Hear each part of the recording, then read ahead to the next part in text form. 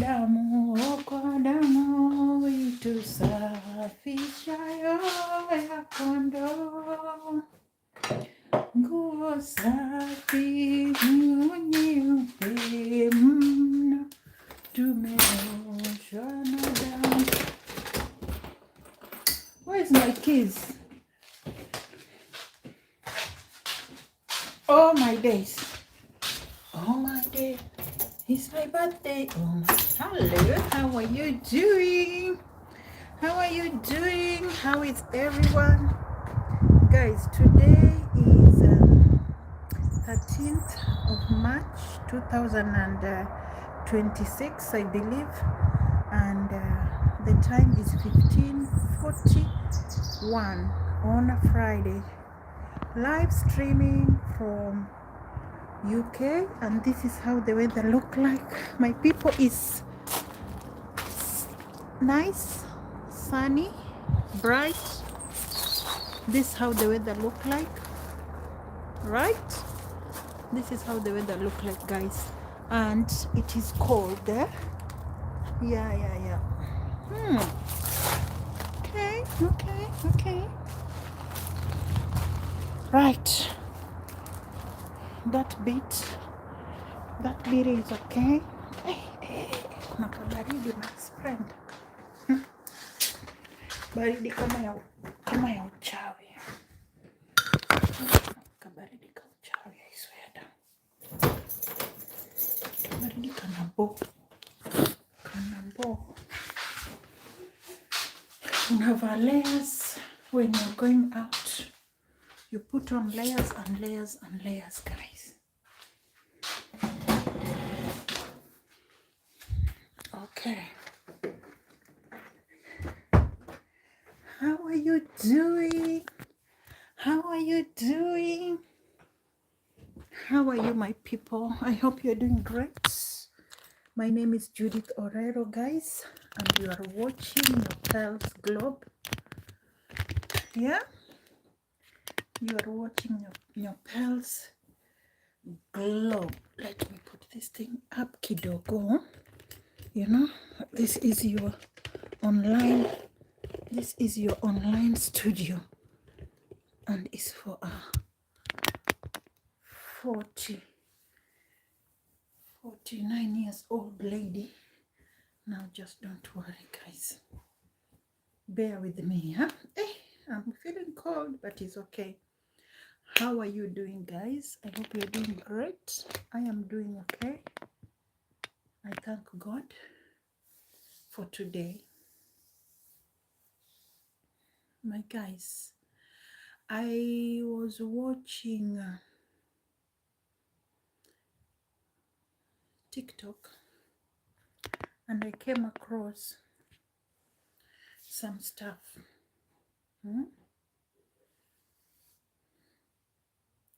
About someone talking about social workers. Yeah, social worker in the UK. It is very easy to get into that system of the social workers, and it is scary, very scary. And for myself, it happened that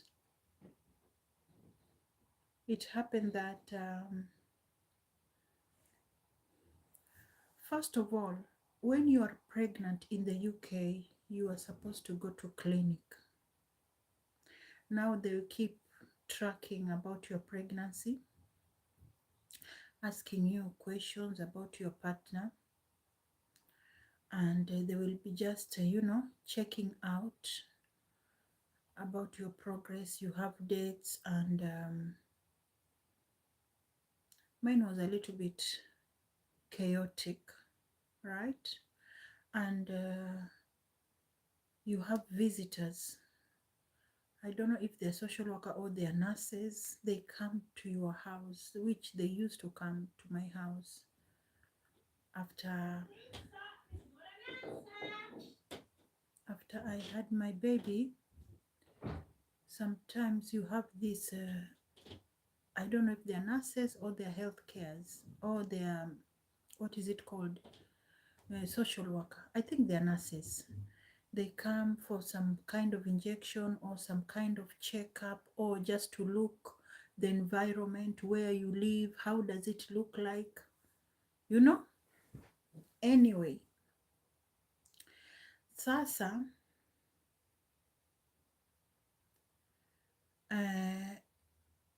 I got this house.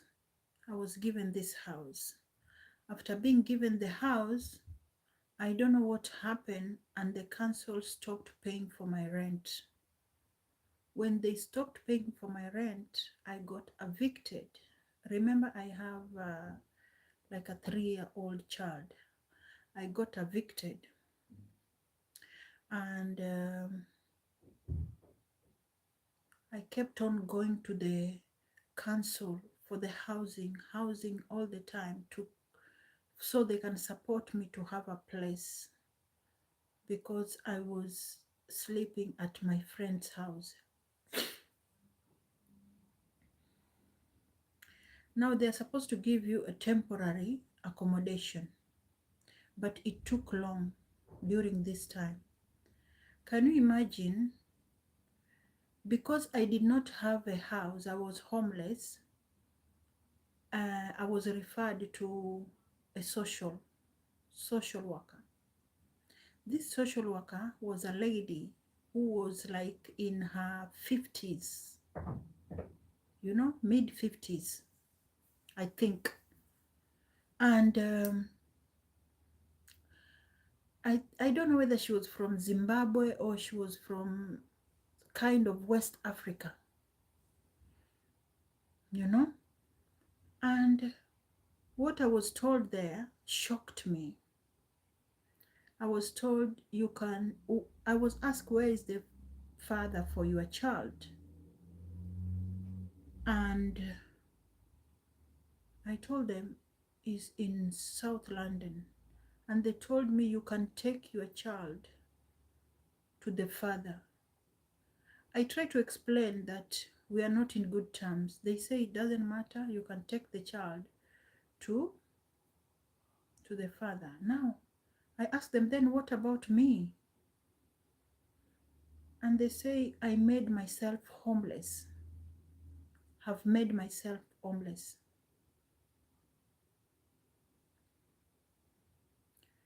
Now, this system of UK can be very shocking. It can be very, very shocking, my people. For those who are in Africa, you want to come here, these are some of the things you can go through, and they can torn you apart. Anyway, I did not want to leave my child because I was not keen enough. And with my background, where I come from, I believe that a child is supposed to be brought up with both parents or with the mom, because mom can be a little bit gentle with children. That's what I believe. And fathers, they have a lot of things to do. Sometimes some of them don't have enough time to spend with the children. Anyway, I went to South London and I explained everything there. I tried to live, and in the UK you cannot just live in somebody's address. Everything needs to be on paperwork. Someone cannot just invite you. In Africa, these things are okay. You can just go to someone, live there, even if it's 1 year. It's have nothing to do with the government.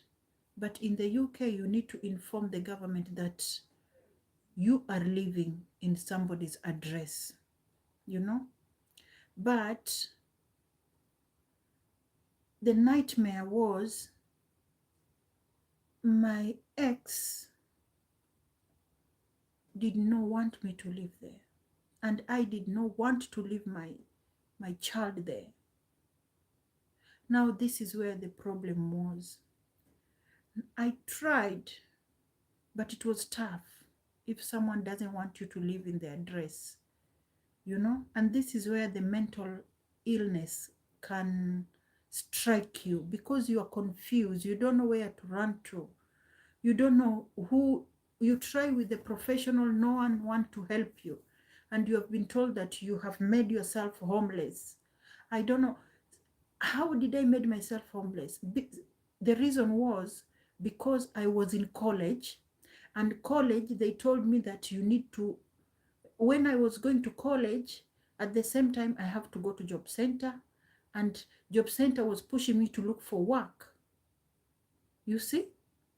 Now, when I looked for work, I got the work. Now, the housing stop. They say, you are working. Show us your pay slips. When I took my pay slips, they stopped paying me. They stopped paying for my housing. Now it's like a merry-go-round thing. This person tell you do this, the other person tell you do this, and the other. Now you have so much going on in your head. And I had to stop college. When I got the job, because I was going to college, and at the same time I'm going to job center, right? The job center pushing me to look for job. Okay, I found a job, then the college kicked me out. The moment I found the job, the housing stopped paying my house. Okay, now I am being kicked in the house. I cannot work anymore. I cannot go to college. It was such a nightmare. Okay, now I decided, okay, this is getting tough now. Let me go and see if I can make it work with my ex-partner. When I got there, this person doesn't want me in their address. They're okay with the child, but they're not okay. It's not okay with me. And then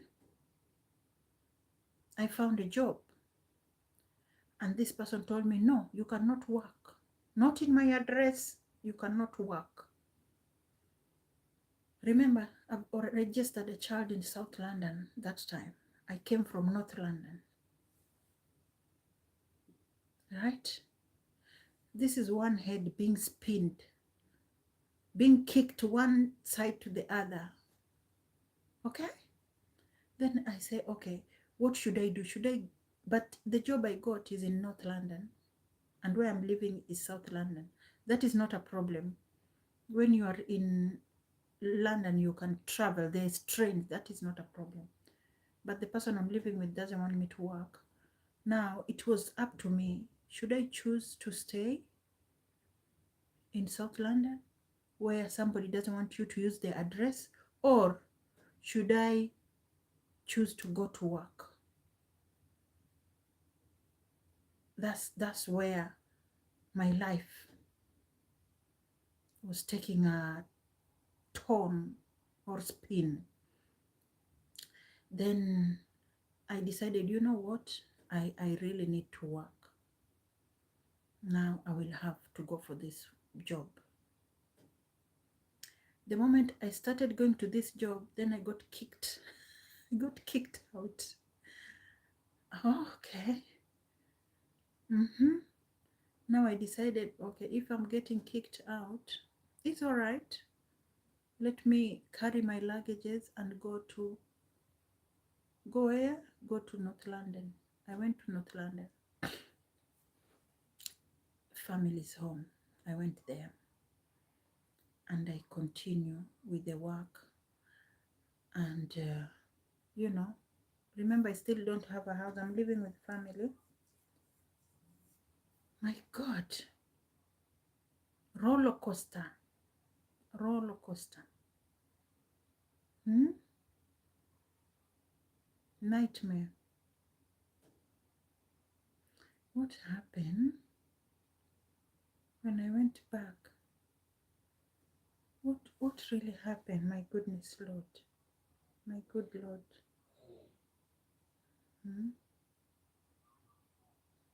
Yes. Very confusing, my people.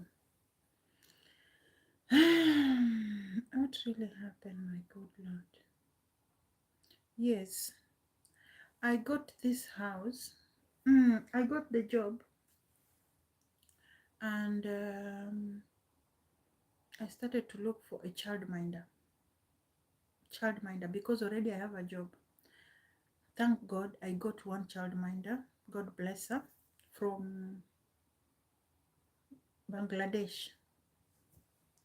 Now I have a childminder. I have a job. I'm living with the family. Hmm? But the social worker is still following me. Remember, they have me on their rota. I have to keep going, talk to this person, ask me questions. It reaches a time now, I go with my child. They give children toys, just observing how the child is playing. And then, uh, to my surprise, this social worker told me that they need to have a session with my son. I'm like, okay. My son was, I don't know, 4 years old now, or how old. I don't know, 4. I'm like, what does this person want to talk with my child without my presence? I should not be there. No, I did not find that pleasant. I did not like it, because I don't know you and you want to talk with my son on my absence. No, it does not add up.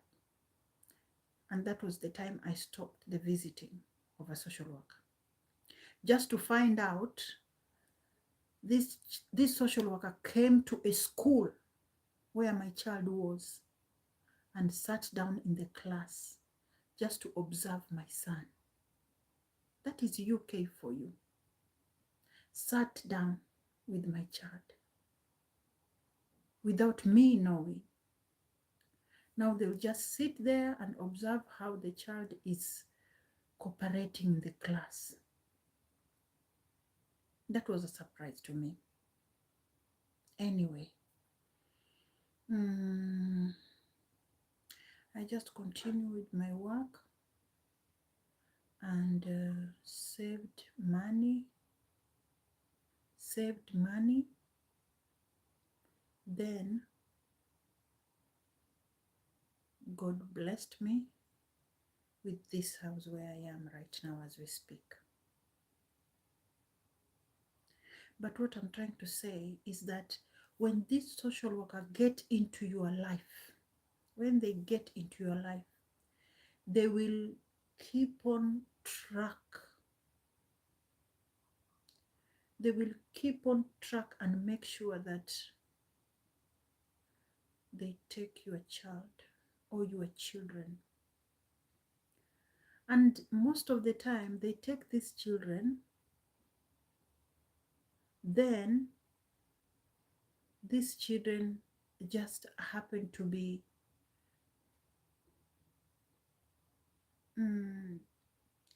these children just develop an attitude whereby they cannot even, they don't become successful. In short, the children just get confused. Some of them say there is abuse in these houses. Some of them, I don't know, but it's so sad that I found out in UK there's social workers who take children. That was a culture shock to me. You know, I understand there's some parents who maybe they can be very brutal with their children. They can be, refuse their children to, they can refuse their children to maybe to go out and play with others, or maybe they will not take their children to school, or they will not dress their children properly, or the children will look malnourished, or maybe the child is too sick and deteriorating. Maybe they will keep an eye to look what is happening What's the cause of this? Because the moment you take your child to the clinic, they can tell when if this child have put on weight or lose weight, you know, and they will want to see, where do you live? Does this child have a bed? And you know, how do you feed your child? Things like that, you know. Now, I know there's some parents out there who abuse their children. There's some parents out there who are taking drugs. There's some parents out there who are, you know, they are going out, they drink, they live, they lock the children in the house. Hmm? They leave the children without food, maybe, or without an adult looking after. I understand that, and I know that is abuse. But for my side, it was to do with the housing. They refused to house me. That was a problem, you know. And they said that, they told me that I was not entitled for public fund, which is okay. Yeah, there was a time they told me I was not entitled for public fund. That was okay. And then I got my document. I was entitled for public fund, and I was given a temporary house, but it was like kind of a charity. They have a charity for domestic people, if you're going through domestic abuse, you know, or if you're a single mom, you know. Now there is a charity which support these people who go through domestic abuse, and they give them houses, yeah, which I thank God for that charity, because they gave me a shelter. I'm so grateful to them, you know. And I lived there almost 3 years or 4 years, if I'm not wrong. But after living there for that time, that's when I joined the college. I joined a college, then I got pressure to look for a job. I got the job. After getting the job, then the council refused to pay my house. I got kicked. I could not go to college anymore, and I could not continue with the work, because now I am homeless. I'm, you know, with a child as well. Hmm? It is very traumatized, because when you reach that point and you don't have a strong family bond to support you, that's when everything collapses. That's when you go like mentally insane. That's when you realize you are a failure and you cannot keep it together. Hmm? That's when you find the real friends who are opening their door for you and say, you know, stay here for the time being until when you get sorted. And it is not easy for somebody to host you in their houses in the UK. They can be penalized for hosting you. Now, it's it is not easy to live in the United Kingdom. As much as people want to come and live here, it is not easy. It is not easy. The moment you work and get that salary of yours, you have to deduct for the childminder, you have to deduct for your housing, you have to deduct for all your bills. Your bills include electricity, gas, food, transport, council tax, your mobile, your internet, your TV, your water, I don't know, water, your what else? Just in case if you want to buy clothes, you can remain with £100 or £300 if you know how to budget. And if it's happened that you drink alcohol, you take drugs, it happened that you like posh things, if it happened that you like to go out and have a glass of wine or something, you are doomed. you will lost it completely. You are gonna lost it. For those who are in Africa and you want to come to you want to come to UK, think twice. Think twice. It is not easy. It is not a walk in the path. Sometimes you can find a very good person.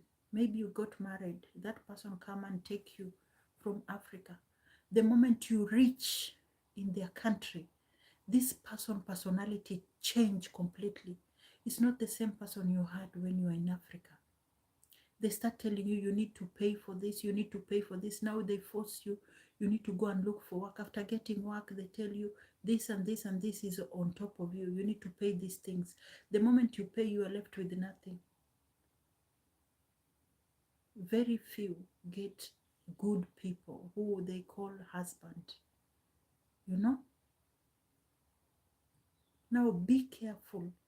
If you really want to come to the UK, be very careful. You will work, you will have money, but you will not enjoy. You will not enjoy your money. The weather is very unpredictable. People are very reserved. No messing about with neighbors. No, even at work, something small can happen and that's it. You are stopped from working.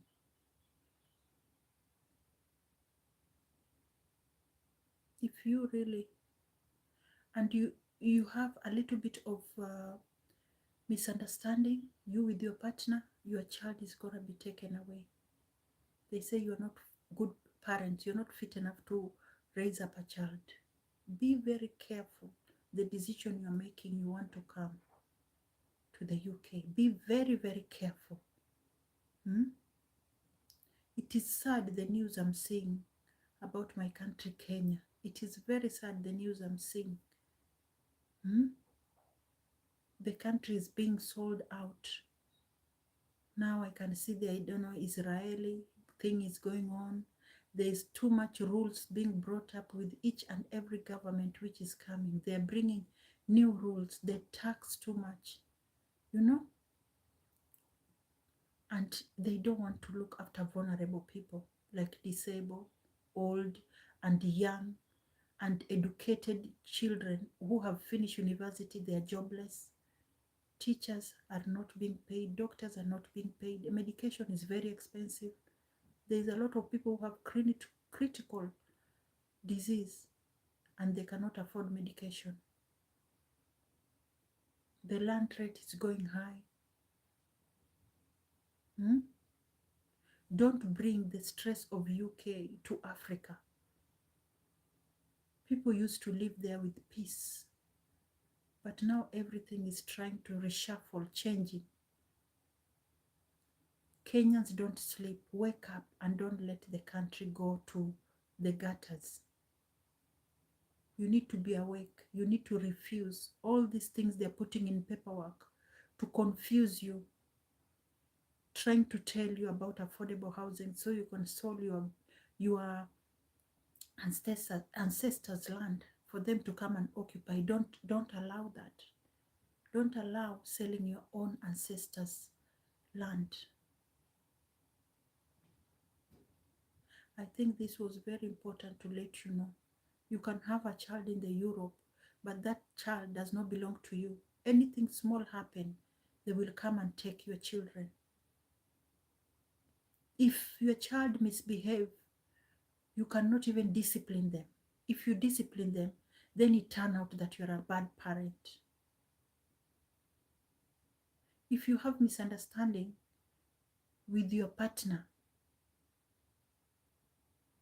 maybe you end up making noise and the neighbor will hear that noise. They'll just call police for you. And that will bring chaos in the family. Be careful the decision you are making. The decision you are making. Africa is so beautiful. If I was given a choice to choose Africa and Europe, I will choose Africa. If I knew what I'm coming to face right now as we speak, I will never choose UK.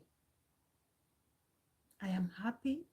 I have my handsome son, but there is so much change surrounding me. There are battles which you have to fight and cry when you're by yourself. I would never want you to go through that pain. I will never want nobody to go through that pain. The home office is a nightmare. They take money.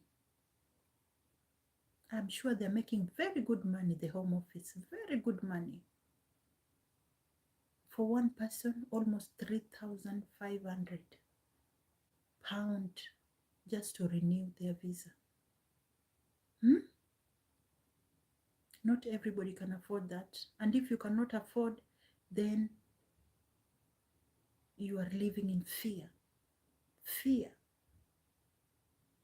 It's not just applying, getting a visa, buying a flight, coming. It's about maintaining yourself in the UK, and it is very expensive. A lot of people live with depression. A lot of people they are sad. And when you try to tell people back home in Africa, they don't understand. They don't understand nothing whatsoever. Even if you tell them, they don't get it.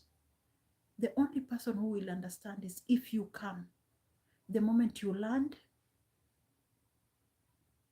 after landing here, that's when you start hearing paperwork. My goodness.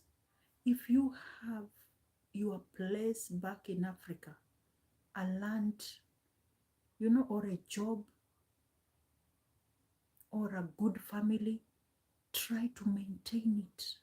Look after it. Don't mess about. Don't start being silly. Take care of your family. Take care of your land. Take care of your job. This is serious, very serious, on a serious note. I almost lost my son on the way, simply because I was homeless. I was homeless where system caused it. Not me, the system caused it. And then they give you bill, you have to pay this amount of rent. I was given, 8,000 to pay. I was like, how can I pay this money? I am in low income. How am I going to be able to pay this money? I had to start writing my English, which does, I don't know how to write good English like lawyers. But I just wrote my own things. I was writing my email, and that I had tears in the library. I'm trying to explain paragraph after paragraph, trying to explain myself.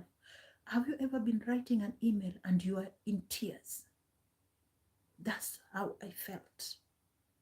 Try to explain that I did not cause myself to be homeless. And I don't have money to pay that 8,000. And I give them all my pay slip. At that point, I was doing care work. Care work, sometimes they even pay me £30 a week. £30 a week. Because it's a place where you go door to door. And maybe you do half an hour. Some places you go 15 minutes. Some places you go 45 minutes. If I get 45 minutes, I was so happy. If I get 1 hour or 2 hours, I am so happy. And that is what a lot of people go through, but they cannot talk about it. I'm telling you, I wrote an email when I was tearful, because I did not understand what is happening into my life. Where did I go wrong? What am I supposed to do? After writing my email and explained myself, I gave them all the pay slips. You know, they sat down and emailed me back. Do you know, from 8,000, I was asked to pay 800.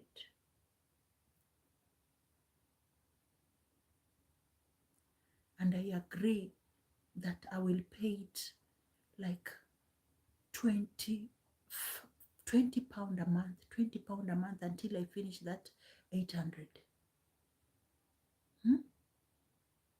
And when I finished pay it, they don't write to you to tell you that you have finished paying. They don't tell you, they just keep on taking the money until I say, oh my goodness, this thing I kept on paying it for so long, let me call them. They said, yes, you finish. I don't know, 6 months ago, you finished paying. And I'm like, why are you keep on taking the money? Why didn't you write me a letter too, so I know that I've finished? Huh? Can I have my money back then? They say, no, you cannot have your money back. I don't know, they're going to send that money to somewhere else, something like that. They cannot give me my money back. But they will write that it's finished. So I have to go to the bank and cancel the direct debit. You can imagine how many people are they still taking their money. Maybe some of them are dead, some are old, some are sick, some don't understand English properly. Some even forget. They don't check their bank statement. Be careful. The decision you make is not only about coming to Europe. It's not only about coming to America. It's about tomorrow with your children, with your future, with your culture. It's about living and being content with what you have. It's not about competition with nobody. Don't compete with anybody. Don't try to do something because you see other people are doing it. Don't. Be very careful with the decision you're making in life. Be very careful. Think about tomorrow with your children, their future tomorrow.